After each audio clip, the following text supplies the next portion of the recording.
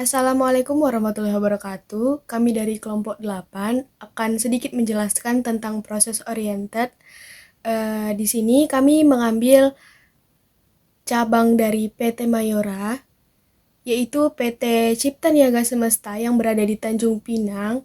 Di sini saya tidak sendiri, saya bersama rekan-rekan saya yang lain. Ada Samsiana, ada Tari Nurfadila, ada Bintang Wirasastra, M. Iqbal Saputra, dan Ramadhani Saputra.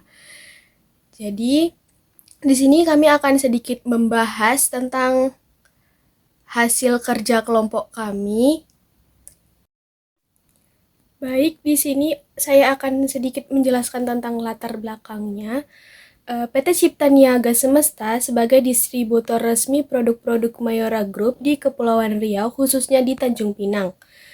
PT Cipta Niaga Semesta ini juga memainkan peran penting dalam menyediakan produk-produk kebutuhan pokok bagi masyarakat. Dalam menjalankan operasinya, Cipta Niaga Semesta menerapkan tata berorientasi proses, di mana mesin dan peralatan dikelompokkan berdasarkan urutan langkah-langkah yang terlibat dalam proses produksi. Pilihan tata letak ini didasari oleh jenis produk yang beragam, volume produksi yang relatif rendah, dan penekanan pada kualitas dan layanan pelanggan. Tata berorientasi proses menawarkan fleksibilitas, efisiensi, dan kontrol kualitas yang dibutuhkan Cipta Niaga Semesta untuk memenuhi kebutuhan pelanggan dan mencapai tujuan bisnisnya. Meskipun memiliki beberapa kelemahan seperti kebutuhan ruang yang lebih besar dan kompleksitas manajemen, tata berorientasi proses terbukti menjadi pilihan yang tepat bagi Cipta Niaga Semesta dalam mendistribusikan produk-produk Mayora Group di Tanjung Pinang. Penerapan tata letak ini mencerminkan komitmen Cipta Niaga Semesta untuk menyediakan produk berkualitas tinggi dan layanan pelayanan yang prima, serta untuk beradaptasi dengan dinamika pasar dan kebutuhan pelanggan yang terus berkembang. Baik, itu tadi latar belakang dari PT Cipta Niaga Semesta, dan selanjutnya akan dilanjutkan oleh teman saya. Terima kasih. Pada penelitian kali ini, kami menggunakan jenis penelitian deskriptif dengan pendekatan kualitatif. Metode ini bertujuan untuk menyajikan data-data dari tata ruang gudang penyimpanan. Penelitian ini dilakukan di PT Cipta Niaga Semesta atau yang biasa disebut CNS yang berlokasi di Jalan Kijang Lama, KM7 Komplek Metro Industrial Park Blok D 07-10, Tanjung Pinang. Penelitian ini dilakukan dengan cara mengumpulkan data melalui observasi dan wawancara dengan PT Cipta Niaga Semesta. Hasil observasi penelitian dilakukan dengan pengambilan beberapa potret gambar di lokasi gudang yang diperlukan untuk melengkapi perbaikan dan perancangan tata ruang. Data yang dibutuhkan meliputi tata letak kantor, tempat penyimpanan produk atau barang, dan luas ukuran gudang. Baiklah, dari denah yang sudah terlampir dari gudang PT Cipta Niaga Mayora. Gudang PT Cipta Niaga Mayora itu dilengkapi dengan berbagai fasilitas untuk menunjang operasionalnya, karena ini sebagai salah satu gudang distributor. Yang pertama itu adanya rak penyimpanan. Rak penyimpanan ini digunakan untuk menyimpan produk secara rapi dan teratur. Rak penyimpanan dapat berupa rak statis, rak dinamis, maupun rak palet. Kedua itu ada sistem manajemen gudang atau bisa disebut dengan WMS. WMS ini digunakan untuk mengelola inventaris, melacak pergerakan produk, dan mengoptimalkan proses distribusi. Yang ketiga selanjutnya itu ada peralatan penanganan material. Peralatan penanganan material digunakan untuk memindahkan produk dengan aman dan efisien. Peralatan penanganan material mungkin termasuk forklift, conveyor, dan truk palet. Dan itu biasanya berada di sisi luar dari gudang distributor. Terus selanjutnya itu juga dari area gudang. Area gudang ini bagian dalamnya itu ada terlampir 3 gudang di bagian utama, dan gudang keempat itu berada di pojok sebelah kiri.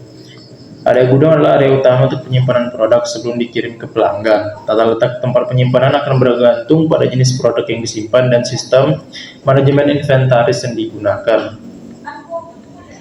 Dan juga ada beberapa bisa kita ketahui bersama faktor-faktor yang mempengaruhi tata letak gudang.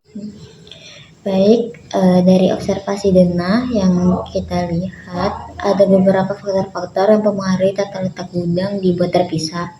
Yang pertama, jenis produk. Jenis produk yang disimpan akan mempengaruhi tata letak gudang. Misalnya, barang rapuh mungkin memerlukan penanganan dan kondisi penyimpanan khusus. Yang kedua, sistem manajemen inventaris, yaitu sistem manajemen inventaris yang digunakan juga akan mempengaruhi tata letak gudang. Misalnya, gudang yang menggunakan sistem persediaan masuk pertama, keluar pertama, FIFO, mungkin memiliki tata letak yang berbeda dengan gudang yang menggunakan sistem masuk terakhir atau keluar pertama yang disebut juga dengan LIFO. Yang ketiga itu ada volume pesanan. Volume pesanan juga akan mempengaruhi tata letak gudang. Gudang dengan volume pesanan yang tinggi mungkin memerlukan tata letak yang lebih efisien dibandingkan gudang dengan volume pesanan yang rendah. Yang keempat, batas ruangan. Ukuran dan bentuk gudang juga akan mempengaruhi tata letaknya. Gudang dengan ruang terbatas mungkin perlu menggunakan lebih banyak solusi penyimpanan vertikal. Selanjutnya saya akan menyampaikan solusi dan saran terhadap PT Cipta Niaga yang berada di cabang Tanjung Pinang. Yang pertama itu identifikasi sumber inefisiensi dalam tata letak, analisis tata letak gudang saat ini, dan identifikasi hambatan inefisiensi atau area yang menghambat kelancaran operasional. Hal ini dapat mencakup jarak perjalanan yang jauh, kemacetan lalu lintas, aksesibilitas produk yang buruk, atau ruang yang kurang dimanfaatkan. Yang kedua, review karakteristik produk, menganalisis jenis, ukuran, berat produk yang disampai di gudang ini. Ini akan membantu menentukan metode penyimpanan yang tepat, seperti rak palet, rak, atau penyimpanan massal. Yang ketiga, mengoptimalkan manajemen inventaris, yaitu mengevaluasi sistem manajemen inventaris dan memastikan kepatuhan terhadap tata letak gudang.